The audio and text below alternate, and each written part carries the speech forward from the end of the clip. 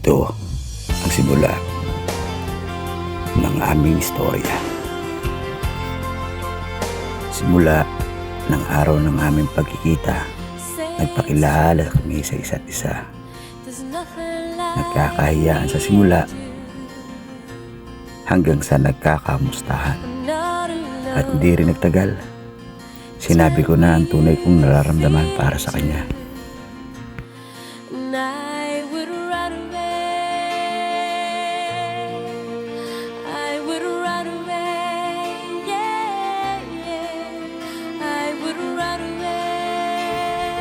Mula sa unang araw ng aming relasyon na naging masaya kami hanggang sa naging magkasama kami sa isang bubong. Wala kaming ibang inisip kundi maging masaya kami sa isa't isa na magkasama. Oo, may problema kaming mga dumarating, pero kaya namin lampasan niya na may mga ngiti sa aming mga labi. Basta pinuno namin ng pagmamahal, ligaya at saya ang pagsama na yun.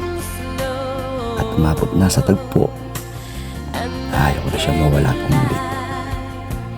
Kaya iyaya ko siya magpakasal.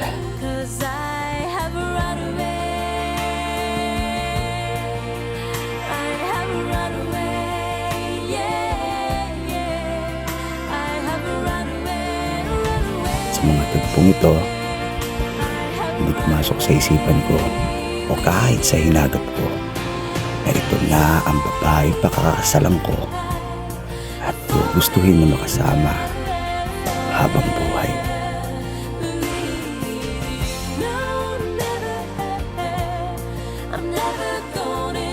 Hindi ko may paliwanag o malaman kung ano yung ligaya na nararamdaman ko ng mga araw na yun.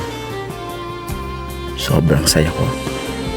Basta hindi ko kaya ipaliwanag kung ano man yung pakiramdam na meron ako ng mga oras na yun. Dahil sa wakas, natupad na ang isa sa mga pangarap ko na maging kabiyak siya ng aking dibdib at maging kalahati ng aking pagkatao. Mahal na mahal ko ang asawa ko. Sana hindi natatapos lang dito lahat ng ating pagmamahalan. Ayokong isarado ang ating libro na hindi na tayo makikita pang muli.